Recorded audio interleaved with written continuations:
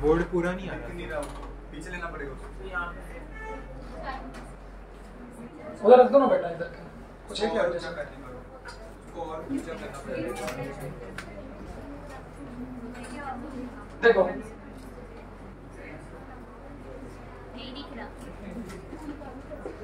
अभी भी दिख रहा है? हाँ चलो देखो यार, अब इसमें से कौन कौन से क्वेश्चंस कराए थे? देखो यहाँ ज्यादातर क्वेश्चन इस चैप्टर में थ्योरेटिकल है, जो न्यूमेरिकल है वो फॉर्मूले बेस्ड है, और ये पूरे फिजिक्स का लीस्ट इंपॉर्टेंट टॉपिक है। लीस्ट मतलब लीस्ट, क्वेश्चन आए तो हैं, ऐसा नहीं बोलता कभी नहीं आए, बट संख्या कम है और याद रखने वाला टॉपिक है। तो ग्राफ कैसा है? तो ओ ए और बी, ओ ए बी को हम लोग कैसा कहते हैं? इलास्टिक। तो अब उसको फील करो कि इलास्टिक रीजन मतलब क्या। हाँ, तो इलास्टिसिटी का फिर बोल रहा हूँ मतलब इलास्टिक से नहीं है, इलास्टिसिटी मतलब अपने ओरिजिनल शेप को वापस रीगेन करना। तो मैंने अगर बच्चों ऐसा कहा है कि इलास्टिक रीजन शो करेगा, मतलब वापस अपने ओरिजिनल शेप को रीगेन कर ले। तो कब तक रीगेन कर लेगा? पॉइंट बी तक। फिर बी से लेके ये डी, इस पूरे रीजन को क्या बोलते हैं? इलास्टिक रीजन मतलब फिर से रीगेन नहीं। तो जैसे मैंने कुछ एग्जांपल दिए, तो घर पे जो अपना आटा होता है उसका ग्राफ कैसा बनना चाहिए? जो मम्मी आटा गूंथती है उसकी इलास्टिसिटी कैसी है? लगभग ना के बराबर। थोड़ा सा भी अगर फोर्स लगा दोगे तो वो क्या होगा? परमानेंटली डिफॉर्म हो जाएगा। तो अगर मैं आपसे पूछूं कि आटे के लिए Hooke's law, stress strain graph कैसा बनेगा? तो बहुत छोटा, बहुत जरा सा, मामूली सा, बहुत क्या होगा? इलास्टिक रीजन होगा, उसके बाद एकदम से वो क्या हो जाएगा? इलास्टिक रीजन की तरफ चले जाएगा। तो चूंकि टॉपिक का नाम ही है, इसको कहते हैं मटेरियल की property, it is the property of material, elasticity वही टॉपिक, तो उसी के बारे में हमको बात करनी है। और जो मैंने सिखाए थे थ्योरेटिकल क्वेश्चन याद करा रहा हूं, तो फिर से याद हो जाए कि O से लेके B तक आपने कहा कि इलास्टिक रीजन को शो करेगा। फिर मैंने कहा था क्या O से B तक हुक्स लॉ वैलिड होगा? नहीं। तो उसमें हुक्स लॉ कहां तक वैलिड था? तो जब तक स्ट्रेट लाइन है, जब तक हुक्स लॉ वैलिड है। तो इस रीजन में हाँ, तो इस रीजन में हुक्स लॉ तो वैलिड नहीं है, बट इलास्टिसिटी अभी भी शो कर रही है, क्योंकि यहाँ पर कैसा है? ग्राफ है। फिर डक्टाइल ब्रिटल, उसकी बात करी थी, अगर वीडियो देखा होगा तो उसमें क्या बताया कि जिसका प्लास्टिक रीजन ज्यादा होगा वो कैसे होंगे? ऐसे होंगे। जिसका प्लास्टिक रीजन ज्यादा होंगे वो कैसे होंगे? मोर मेलिएबल और मोर डक्टाइल। जिसका प्लास्टिक रीजन कम होगा वो ठीक है। ऐसे कुछ थ्योरेटिकल क्वेश्चंस में बनते हैं, वो ग्राफ देख लीजिए। फिर स्लोप के बारे में क्या बताया था? इसका स्लोप क्या देगा?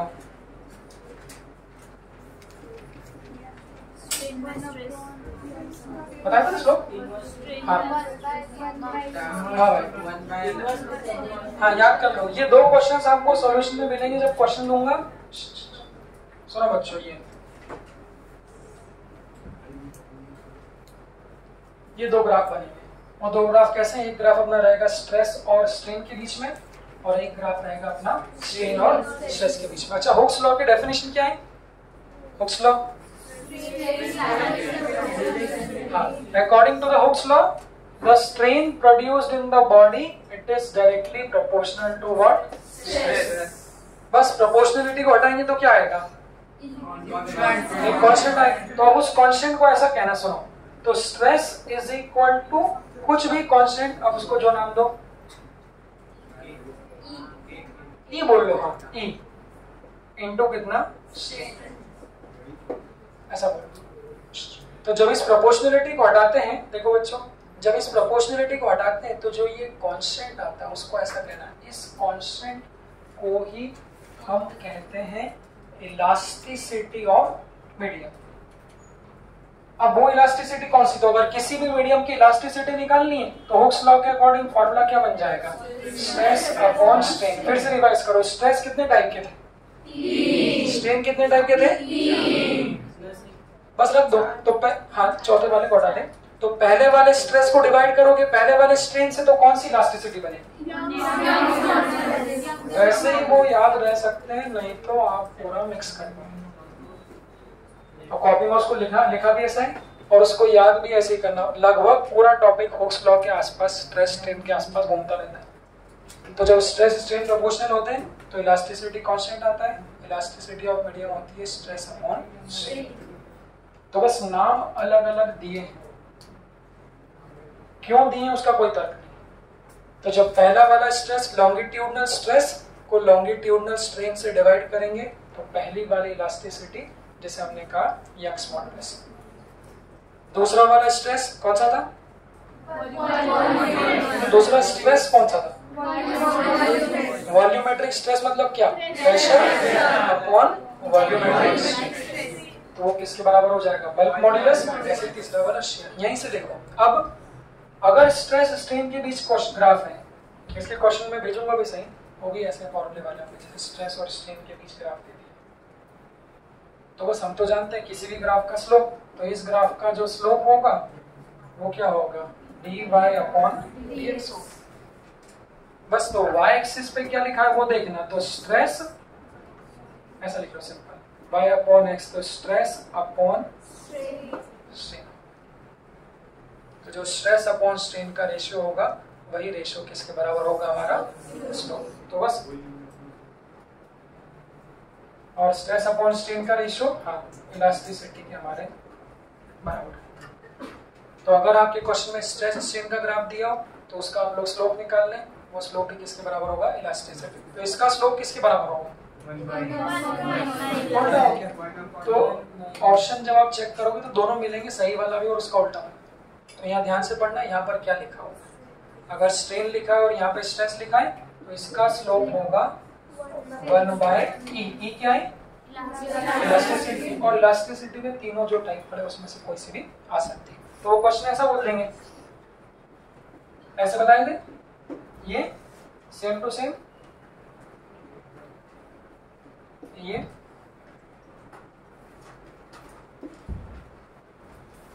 ऐसा उन्होंने बता दी। अब इलास्टिसिटी में चूंकि हम लोगों ने 3 टाइप की पढ़ी, ज्यादातर क्वेश्चन जो रहते हैं वो यंग्स मॉडुलस पर ही रहते हैं। ज्यादातर जो क्वेश्चन रहते हैं वो यंग्स मॉडुलस पर रहते हैं। तो अगर मैं बोल सकता हूँ इसका स्लोप क्या देगा, क्या बोल सकते हैं? इसका स्लोप क्या देगा? स्ट्रेस अपॉन स्ट्रेन, और स्ट्रेस अपॉन स्ट्रेन ही क्या होता है हमारे? तो अगर स्ट्रेस स्ट्रेन ग्राफ है यंग्स मॉडुलस पूछे तो स्लोप ही यंग्स मॉडुलस के बराबर। बस, और स्लोप कैसे निकालते हैं? अगर एंगल दिया है तो क्या बोलते हैं? तो मैं पूछूंगा ए वाले का यंग्स मॉडुलस कितना होगा, तो आप क्या कर दोगे? ए वाले का स्लोप निकाल दो, और बी वाले का यंग्स मॉडुलस क्या होगा? क्या कर दोगे? बी वाले का। तो बस Young's modulus of A upon Young's modulus of B is equal to slope of A upon slope of B. इसमें उल्टा कर देंगे, बताएगा? हाँ, तो इसमें ए का स्लोप क्या देगा? अगर स्ट्रेन स्ट्रेस ग्राफ है भाई तो स्लोप क्या देगा? 1 अपॉन यंग्स मॉडुलस। तो ए का यंग्स मॉडुलस निकालोगे बाय ए, तो वो क्या होगा? 1 अपॉन स्लोप ऑफ ए, और बी का निकालेंगे तो वो होगा 1 अपॉन स्लोप ऑफ बी। ऐसे क्वेश्चन आपको, ठीक। चलो यहाँ तक मुझे लगता है मैंने पढ़ा दिया था। और भी कुछ था क्या?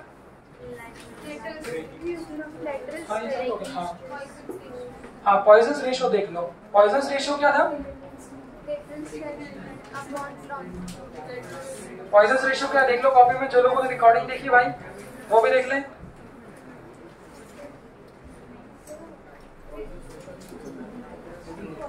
चौथा टाइप का स्ट्रेन मैंने क्या बताया था? देखो लेटरल स्ट्रेन क्या होता है?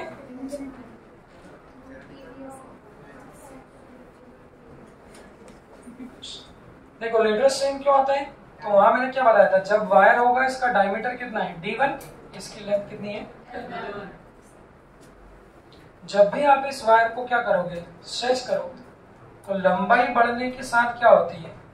लेंथ बढ़ती है बट डायमीटर कम होता है।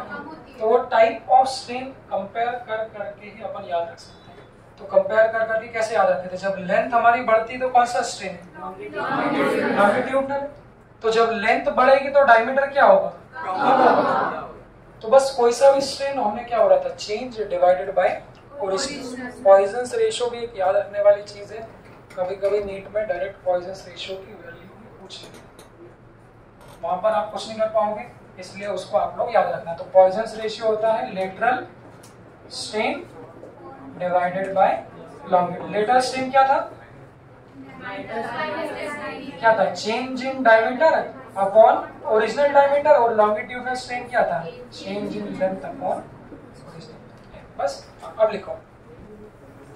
इसके बाद ब्रेकिंग स्ट्रेस, ब्रेकिंग स्ट्रेस का देख लो फॉर्मूला, किस किस पे डिपेंडेंट होता है वो देख लो।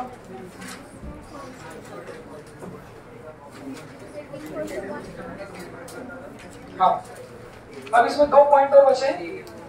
हाँ, ब्रेकिंग फोर्स किस पे डिपेंड करता है? अब लिखो 2 पॉइंट और बचे। कॉन्सेप्ट ऑफ द, लिखना, concept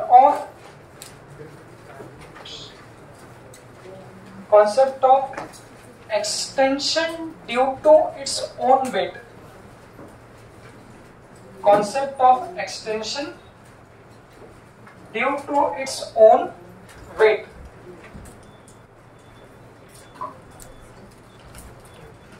Concept of extension due to its own weight.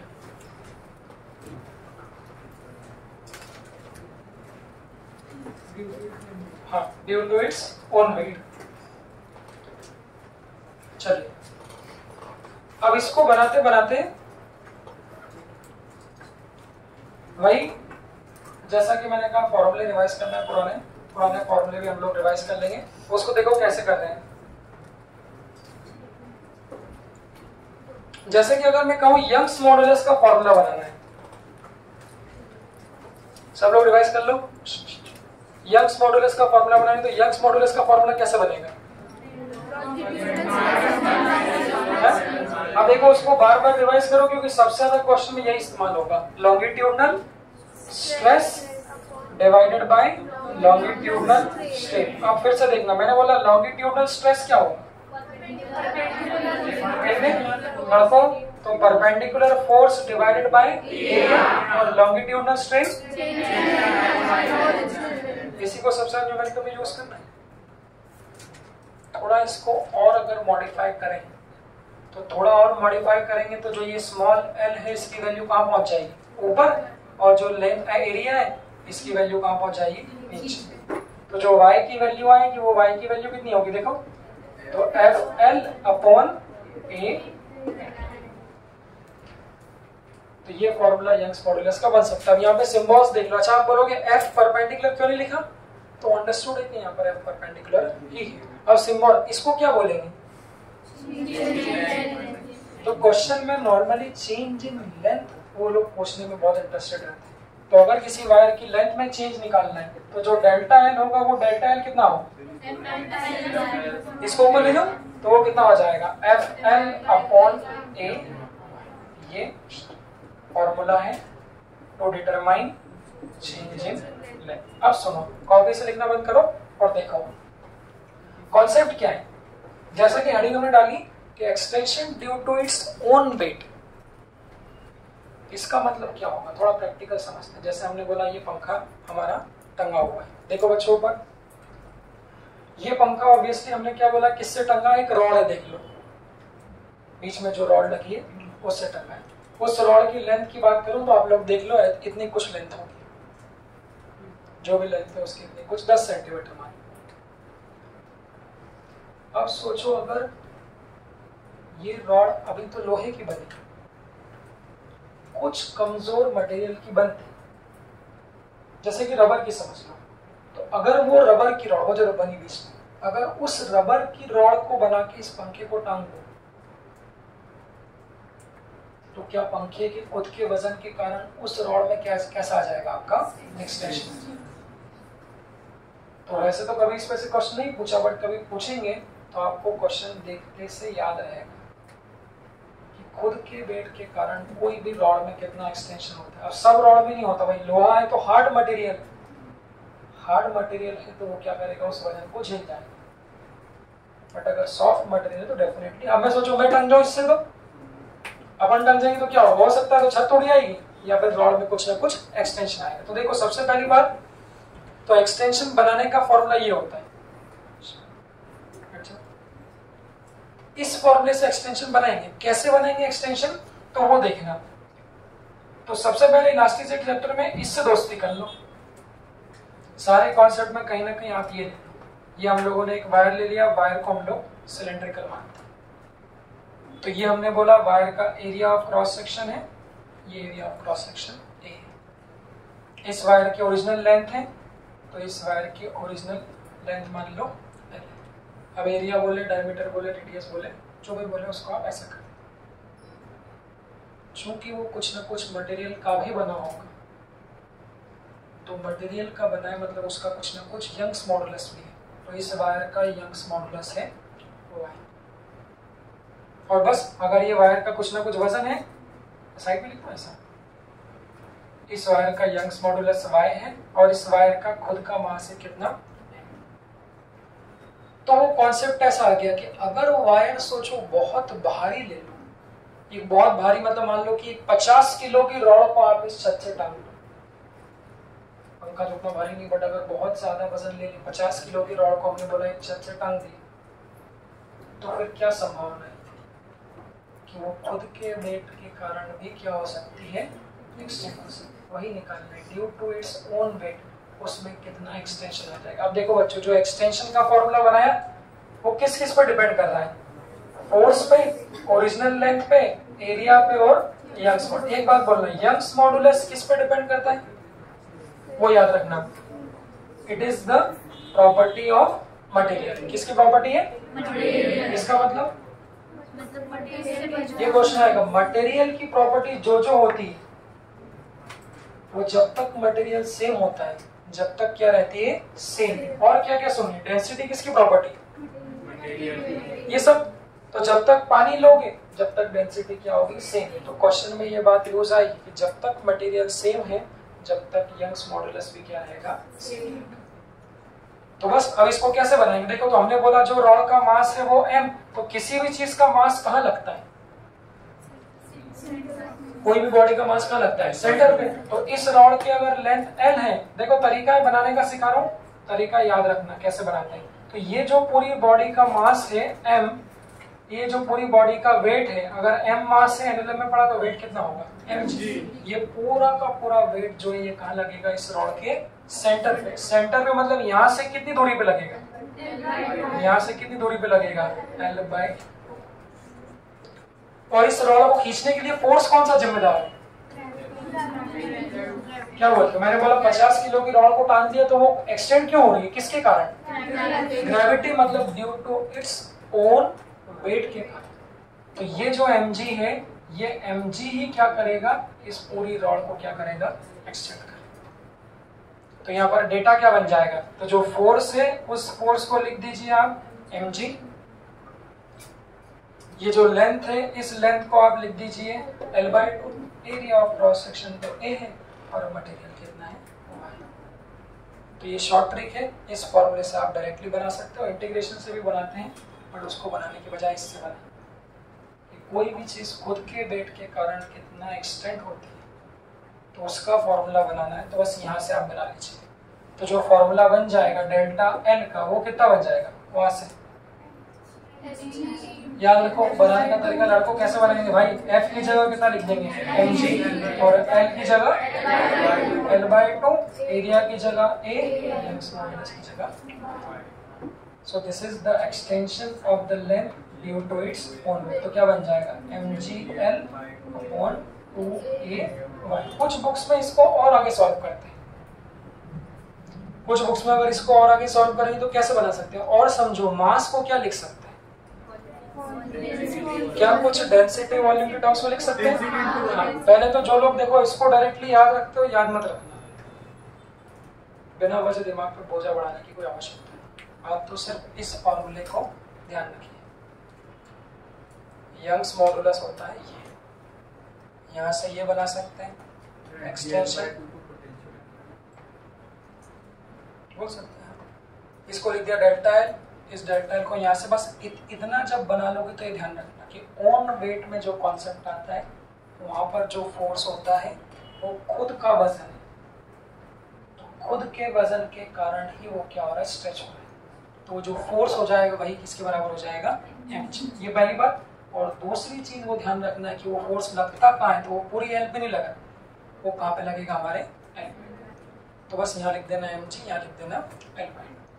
तो ये फॉर्मूला बन जाएगा। इसी को अगर मैं और एक्सटेंड करूँ, तो और एक्सटेंड करने के लिए इधर लिख रहा हूँ, लेफ्ट में देखना। बस अब क्या लिख दिया, मास को क्या लिख दूंगा, हाँ आप लोग खुद बना सकते हो। देखो इसको क्या लिख देंगे, डेंसिटी इनटू वॉल्यूम, और आगे क्या लिखा है, GL अपॉन 2A वाई क्या है, लक्स वॉल्यूम। बेटा साथ में बैठना है, बोलना है। वॉल्यूम को क्या लिख देंगे,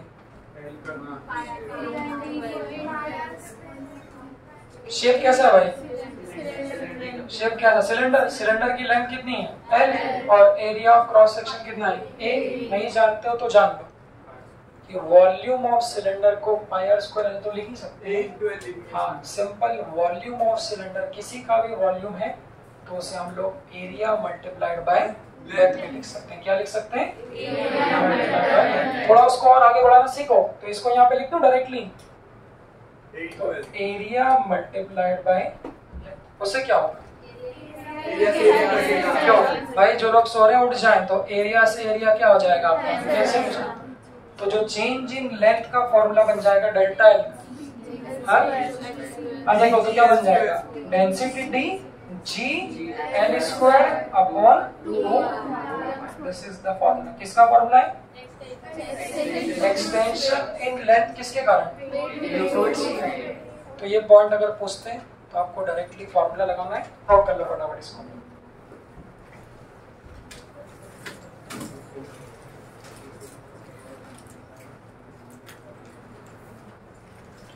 हाँ तुमने टेक कर लिया उसको, देना मुझे कोई mobile.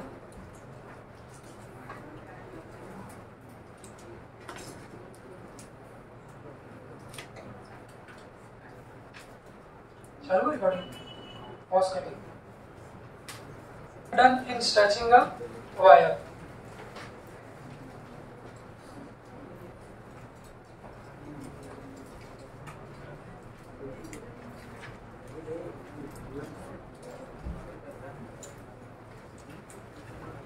Work done in stretching a wire.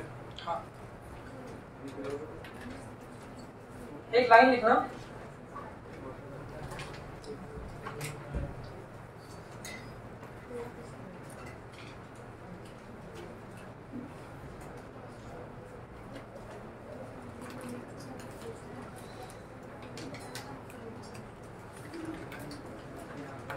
Question के लगभग का सॉल्यूशन तो बता ही चुका था, 30 से 35 के बीच में ओवर है, 20 से 35 के लगभग का तो बना चुका था।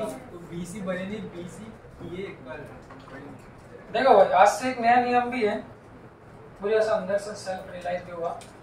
अब से कुछ बच्चों को अपन होमवर्क इनके इससे मुक्त कर दिए, उसमें सबसे पहला नाम शोक का। अब इसको कभी नहीं बोलूँगा, इसको क्लास में बैठना हो नहीं बैठना हो, जो काम करना हो, अगर मैं इसको बोलूं तो आप लोग मुझे टोकना, क्या आप अपने शब्दों से पीछे। इसको मैंने मुक्त कर दिया। अब इसका रिजल्ट जो भी आएगा, इसका पूरा जिम्मेदार यही, अच्छा आएगा तो भी क्रेडिट इसका। बहुत जल्दी हिमांशु को मुक्त कर दिया, जो आप लोगों को करना हो करो साहब।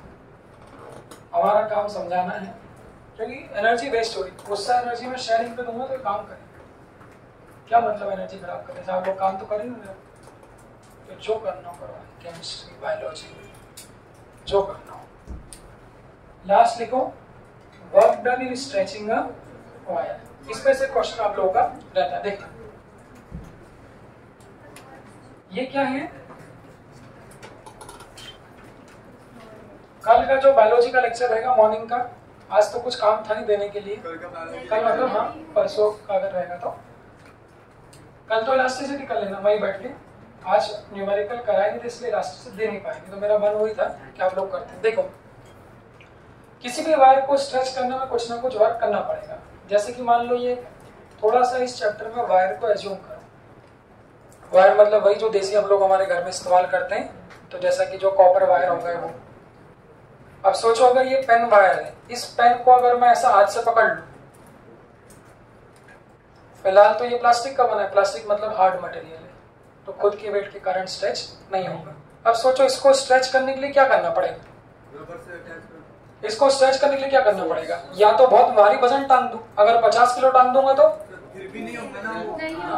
रबर से उसको अटैच कर दो कोई भारी। ऐसे प्रॉपर्टी ऑफ मेटल भी ना, जैसे प्लास्टिक मेटल्स क्या होते हैं, मेटल्स इजीली स्ट्रेच हो जाते हैं ना, मेटल्स होते हैं कि नहीं। तो अब सोचो अगर ये जो वायर बनते हैं अपने काय के बनते हैं, कॉपर इनके तो बनते हैं, तो ये वायर्स क्या हो जाते हैं स्ट्रेच, क्योंकि metals are more malleable and more ductile. इसलिए मैंने बोला सोचो कि जैसे ये वायर मान लो कॉपर का बना होता है, अब इस वायर पे अगर 5 किलो 10 किलो 20 किलो अगर कुछ वजन टांग दिया जाए तो उन परिस्थितियों में बच्चों ये वायर क्या होगा, स्ट्रेच होगा। और अगर कुछ वायर ना टांगो, सोचो मैं बोलूं कि मुझे इस वायर को खींचना है तो क्या करना पड़ेगा, सोचो कॉपर का वायर है तो मुझे क्या करना पड़ेगा, यहाँ पर पकड़ के क्या करना पड़ेगा, फोर्स लगाना पड़ेगा। तो उसको कोरिलेट करो, जो मैंने वीडियो में भी बताया था कि फोर्स लगाने का मतलब होता है स्ट्रेस लगाना, फोर्स लगाने का मतलब क्या होता है स्ट्रेस लगाना, और एक्सटेंशन होने का मतलब कोरिलेट करो, एक्सटेंशन होना मतलब क्या, स्ट्रेन लगाना। तो मैं ऐसा कहूंगा स्ट्रेस इज अप्लाइड मतलब फोर्स लगाना, और स्ट्रेन इज डेवलप्ड मतलब लेंथ। समझ, तो अगर इस वायर पे मैं स्ट्रेस लगाऊं, फोर्स लगाऊं, तो इस वायर में एक्सटेंशन मतलब क्या होगा, स्ट्रेन। तो क्या आप लोग मेरी बात से सहमत है, इस वायर में स्ट्रेन डेवलप खींचने के लिए डेफिनेटली कुछ ना कुछ वर्क करना पड़ेगा, क्योंकि वर्क और एनर्जी में क्या कर पढ़ते हैं कि वर्क कब होता है, work is done when a force produces displacement. तो यहाँ पर जो खींचने वाला फोर्स है उसने क्या कर दिया, डिस्प्लेसमेंट, मतलब इस वायर में क्या प्रोड्यूस कर दिया, एक्सटेंशन प्रोड्यूस कर दिया। तो कुछ नई बात नहीं बता रहा, बस प्रॉब्लम ये है कि बच्चा शब्द से कोरिलेट नहीं कर पाता। तो बुक में ऐसा लिखा रहता है कि when the stress is developed the strain is produced। तो बहुत से लोग स्ट्रेस स्ट्रेन में खो ही जाते हैं। तो आगे से पूरे चैप्टर में ध्यान रखना, फिर पॉइंट रिवाइज करो। स्ट्रेस लगाना मतलब फोर्स लगाना, स्ट्रेन होना मतलब एक्सटेंशन। तो बस स्ट्रेस लगाओगे तो एक्सटेंशन होगा, तो उसमें कितना वर्क करना पड़ेगा उसका फॉर्मूला हमको याद रखना है। तो देखो स्टैंडर्ड बच्चों, तो ये वायर है, इसकी लेंथ है L1, इस वायर की रेडियस डायमीटर भी कह सकते हो कितनी, R1। इस वायर पे हमको फोर्स लगाना है, और इस वायर पे जो फोर्स लगाया हमने वो फोर्स लगाया F। तो बस, अच्छा ये फोर्स कैसा है, परपेंडिकुलर है कि पैरेलल है, किसके परपेंडिकुलर, तो क्रॉस सेक्शन के जब परपेंडिकुलर फोर्स लगाता हूं तो कौन सा स्ट्रेस डेवलप्ड होता है, बार 20 बार रिवाइज कर लोगे तो बस वो याद होगा कि परपेंडिकुलर फोर्स जब एरिया पे लगता है तो लॉन्गिट्यूडनल स्ट्रेस होता है। जब लॉन्गिट्यूडनल स्ट्रेस आता है तो मॉड्यूलस कौन सा निकालते हैं, वो फॉर्मूले में काम आए। तो इस फोर्स को लगाया हमने F1, जिसके कारण बच्चों जो लेंथ है ऑब्वियसली वो लेंथ L1 से बढ़ेगी, वो L1 से कितनी हो गई L2। तो एक्सटेंशन कितना है ये, तो इसी को तो हमने क्या बोला, डेल्टा L बोला। बस अब ये हो गया ना हमारा कि इस स्ट्रेस के कारण जो स्ट्रेन डेवलप हुआ, इसलिए आपको वर्क डन करना पड़ेगा। तो वर्क डन का एक फॉर्मूला होता है, थोड़ा सा मिलता जुलता WP से है और थोड़ा सा यहाँ पर अलग है। वो एक फॉर्मूले को अच्छे से याद रखो, उस फॉर्मूले से हम बाकी के 2-3 फॉर्मूले और बना सकते हैं। हर्षित सुन रहे हो क्या बोल रहे हो, वर्क डन का फॉर्मूला ध्यान रखो। बेटा उबेद के पास बैठो, थोड़ा भाई सो रहा है अपना, वो नीचे कर रहा है बार-बार। उबेद सीधे बैठे, थोड़ा अच्छा रहता है, हल्का सा वो डिस्टर्ब हो रहा है, डिस्टर्ब होता है, वो देखता हूँ तो अच्छा नहीं लगता सामने। देखो वर्क डन का फॉर्मूला है, सुनो इसको याद रखना, half stress into strain into volume. सब लोग इस फॉर्मूले को याद रखो। ये किसका वर्क डन है, किसका वर्क डन बताओ। हाँ, कोई वायर को स्ट्रेच कर उसमें एक्सटेंशन अगर प्रोड्यूस करना है तो उसके लिए वर्क डन अपना इतना होता है। इसी को सब में कन्वर्ट कर लेंगे, एक सब लोग याद रख लो, हाफ स्ट्रेस इनटू स्ट्रेन। भाई ये मत गायब कर देना, इनटू कितना वॉल्यूम नहीं वॉल्यूम तो सेम ही रहेगा। अच्छा वॉल्यूम में कुछ फर्क आएगा क्या बाहर की? नहीं सर, क्यों? क्योंकि वॉल्यूम नहीं बदलता जो वॉल्यूम पहले रहता भाई। अच्छा मुझे बताओ क्या इन दोनों परिस्थितियों में यंग्स मॉडुलस बदलेगा क्या? मटेरियल सेम है। पार्टिसिपेट करें, सारे फॉर्मूले को यही करें। तो जो मटेरियल पहले था यंग्स मॉडुलस वही मटेरियल आपका यहाँ पे। तो बस इस फॉर्मूले को हम लोग थोड़ा सा मॉडिफाई कर देंगे। पहले इसको याद रख लो, सब लोग याद रख लो, half stress into strain into volume. अब इसी को जब मॉडिफाई करेंगे और के फॉर्म में, वो देखना। तो इसी फॉर्मूले को ऐसा लिख सकते हैं, work done is equal to half. अब देखो स्ट्रेस स्ट्रेन को कुछ लिख सकते हैं यंग्स मॉडुलस के टर्म्स में। उस फॉर्मूले को भी रिवाइज करो। यंग्स मॉडुलस क्या होता है?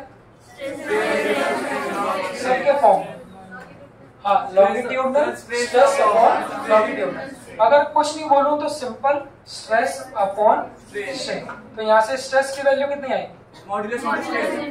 तो स्ट्रेस को लिख सकता हूँ y इंटू कितना स्ट्रेन, पटक दो। तो इस स्ट्रेस की वैल्यू को आप यहाँ पर पटक दो, क्या बोलते हैं? तो फॉर्मूले का फॉर्म चेंज हो जाएगा। तो स्ट्रेस की जगह अगर लिख दूंगा तो यंग्स मॉडुलस इंटू कितना हो जाएगा? स्ट्रेन इंटू यहाँ ऑलरेडी कितना है? स्ट्रेन कितना है? स्ट्रेन इंटू यहाँ पर कितना है हमारा? क्या बोलते हैं? तो अब ये फॉर्मूला किसके फॉर्म में कन्वर्ट हो गया? देखो तो यंग्स मॉडुलस भी आ गया और स्ट्रेन, तो स्ट्रेन और स्ट्रेन का स्क्वायर कितना हो जाएगा? क्या हो जाएगा? Strain square. तो वर्क डन का सेम फॉर्मूला, फॉर्मूले के टाइम देखना वो सेम बन जाएगा, half y strain square into volume. अब देखो बच्चों में फर्क क्या क्या है? फिर सर स्ट्रेस के टर्म्स में भी तो कर सकते हाँ, फर्क है कि क्वेश्चन में किसके टर्म्स में पूछा। जैसे बच्चों ये जो फॉर्मूला है ये स्ट्रेस और स्ट्रेन के टर्म्स में, तो ये चेंज हो गया। ये वाला फॉर्मूला किसके टर्म्स में हो गया? स्ट्रेन और यंग्स मॉडुलस। यहाँ से हमने स्ट्रेस को क्या कर दिया? एलिमिनेट। तो ऐसे आप और खुद बना सकते हो। क्या यहाँ से स्ट्रेन की वैल्यू निकाल सकते हैं? तो यहाँ से अगर स्ट्रेन की वैल्यू निकालेंगे तो वो क्या हो जाएगा? Stress upon Y. कहाँ पटक देंगे? स्टैंडर्ड फॉर्मूला ये, लास्ट में बच्चों स्टैंडर्ड फॉर्मूला ये। तो यहाँ से स्ट्रेन की वैल्यू को निकाल के आप लोग यहाँ पर पटक दीजिए।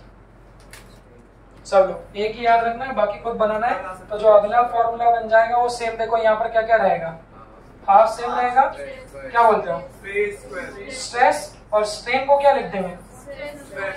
स्ट्रेस डिवाइडेड बाय यंग्स, और उसको भूल जाना मल्टीप्लाइड बाय कितना? दिख रहा है आप लोगों को? तो ये क्या बन जाएगा? दिख रहा है बेटा? सॉरी, तो ये क्या बन जाएगा? हाफ और स्ट्रेस क्या हो जाएगा? Whole square. देख लो कितने फॉर्मूले हो गए? 1 2 3, एक और बनाऊंगा नया, 2 और कौन सा? 3। एक और क्या बन सकता है? वॉल्यूम का, हाँ, वॉल्यूम मास डेंसिटी के नहीं डेंसिटी नहीं, उसमें नहीं। वैसे तो आप कुछ भी कर सकते हो। एक जो न्यूमेरिकल में आएगा सिंपल इनकी वैल्यूज आते थे और वो फॉर्मूला अपन सब रिवाइज भी करेंगे। सिंपल अगर मैं आपको बोलूं नॉर्मल, भाई यंग्स मॉडुलस है तो नॉर्मल लॉन्गिट्यूडनल स्ट्रेस, तो स्ट्रेस की जगह क्या लिख देंगे? क्यों भाई सो रहे हो क्या? स्ट्रेस की जगह क्या लिख देंगे? Perpendicular upon area. रिवाइज करो बार बार, इसी की वैल्यू सिंपल रख दो। तो वर्क डन का फॉर्मूला क्या हो जाएगा? देखो हाफ परपेंडिकुलर अपॉन ए, और यंग्स मॉडुलस है तो स्ट्रेन कौन सा आएगा? Strain longitudinal strain. तो लॉन्गिट्यूडनल स्ट्रेन क्या है? इनटू आर क्या है? वॉल्यूम को लिख दूं क्या? एरिया इनटू, लिख लो, सभी कटेगा ना। तो स्ट्रेस को लिख दिया फोर्स अपॉन एरिया, इसको लिख दिया change in length upon original length, और वॉल्यूम को लिख दिया एरिया इनटू लेंथ। क्या बोलते हो? कौन कट जाएगा? देखो एरिया इनटू लेंथ कट जाएगा और एरिया इनटू लेंथ कट जाएगा। तो वर्क डन ऑफ जो चौथा फॉर्मूला बन जाएगा वो half F into delta M. Delta M क्या था? तो ये चौथा फॉर्मूला भी बन सकता है। आप सुनो किसके फॉर्म? चौथा वाले को यूज कब करोगे? जब फोर्स और लेंथ का चेंज दिया हो, अगर फोर्स और एक्सटेंशन दिया है तो ये यूज कर लो, अगर स्ट्रेस स्ट्रेन दिया है तो ये यूज कर लो, अगर स्ट्रेन यंग्स मॉडुलस तो ये यूज कर लो, और स्ट्रेस और यंग्स मॉडुलस तो ये यूज कर लो। ज्यादातर क्वेश्चन इस पे रेशियो वाले ही होंगे, ज्यादातर पूरे चैप्टर में रेशियो वाले। तो इन चारों फॉर्मूलों को देख लो, फिर न्यूमेरिकल की बात करें, देख लो इसको नोट कर लो। चारों लिखोगे कैसे? तो एक लिख के बाकी आप खुद बनाओ तीनों, तो वो बेहतर रहेगा। फटाफट बनाओ जल्दी। तुम्हारी कॉपी कहाँ है भाई? कॉपी है पर वो मैं कर लूंगा। अभी लिखो ना, क्या समस्या? यहाँ पे जैसे आपको दिखा भी दूंगा। जल्दी लिखो फटाफट।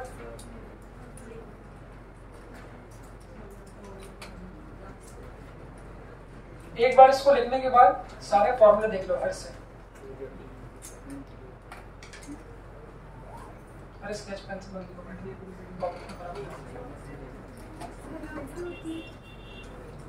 पीछे सकता नहीं है। ब्रांडेड पेज ये भी हो सकता है। लेकिन वो पेजेस सच में जाके रहते हैं, बहुत महंगे हैं। चलिए लिखो फटाफट।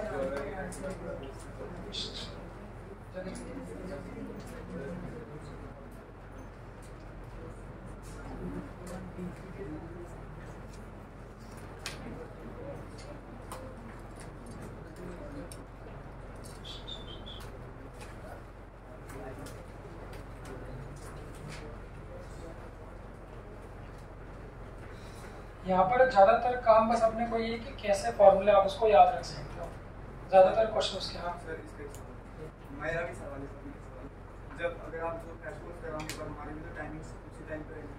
क्रैश कोर्स के वक्त तुम्हारे क्या टाइम रहेंगे? आप लोग की टेस्ट सीरीज चलेगी तब तक निपटा तो नहीं क्या बोलेगा? किसका? 20-25 दिन तो चलेगी ना ज़्यादा से। कौन सा लेवल? पंद्रह दिन में वो क्रैश कोर्स हो जाएगा। क्रैश कोर्स 15 दिन में हो जाएगा। 17 दिन 18 दिन और कितना करते?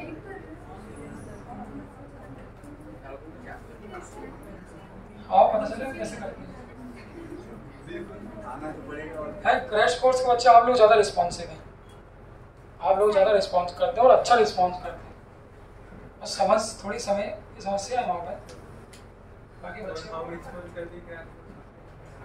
आप आगे बैठो, आपको अच्छा लगे। क्रैश कोर्स में भी पढ़ाते हैं, ऐसा नहीं सारे टॉपिक नहीं पढ़ा सकते, बस वो अच्छा कर दो क्रैश कोर्स के बच्चे। मुझे इतनी उम्मीद नहीं थी उनसे, और अच्छा रिस्पॉन्स कर। कुछ लड़कियां भयंकर मेहनती आ रही उसमें भी, लड़के एज यूजुअल हवाबाज नहीं, वहाँ तो बहुत ही सीधे, पर बेचारे कुछ नहीं करते होता।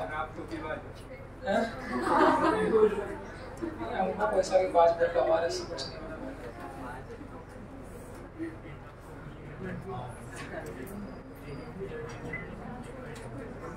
5-6 दिन उनको मैंने खड़ा रखा है, जो होमवर्क करके लगा चलो खड़े हो जाओ बाहर चले जाओ। फिर मैंने पाया कि कुछ लोग कंसिस्टेंट खड़े, वो लड़के ने प्रेशर मारा दिया। फिर मतलब भाई अब बैठ जाओ, होमवर्क बंद करो, मैं पढ़ा लेने दो, इसको करना ही क्योंकि कुछ नहीं कर सकते भाई।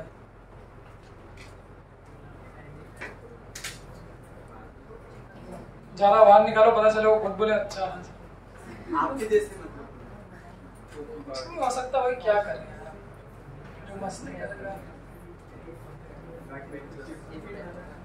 एक इंजेक्शन लगना चाहिए, जैसे बचपन में वैक्सीनेशन कराते ना, पोलियो का वैक्सीनेशन, तो एक हवाबाजी का एंटी इंजेक्शन लड़कों में और लड़कियों में डर कर लगाओ।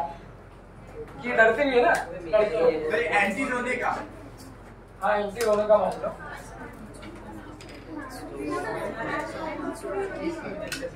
क्या बेटा अनगा, ये जेनेटिक होता है। ये लोग लड़कियां जो रहती नॉर्मली सिंसियर पर डरपोक रहती है, जब काम करने की बारी है सभी लोग डरने लग जाती है आखिरी आखिरी में। लड़कों की तरफ से डरते ही नहीं, हालांकि काम भी नहीं किए होते बिल्कुल नहीं, बट फिर भी कॉन्फिडेंस अच्छा रहता है। पर वो बातचीत करनी है, दोनों को एक चाहिए। सर कौन सा एंटी चाहिए? दोनों सर खुद ही बोल रहा है इसको दोनों चाहिए। इसको पहले इंजेक्शन तो बड़ा होगा, उसके बाद बात समझेंगे। अब चलो ग्रुप निकालो व्हाट्सएप का, मतलब इसने ये बालिका ने कुछ टैग किया था, एक बार इसको आप लोग देख लेते हैं। यस क्वेश्चन निकालो पहले फटाफट। अरे जल्दी देखो ग्रुप पे। अब सुनो फटाफट क्वेश्चन करते करते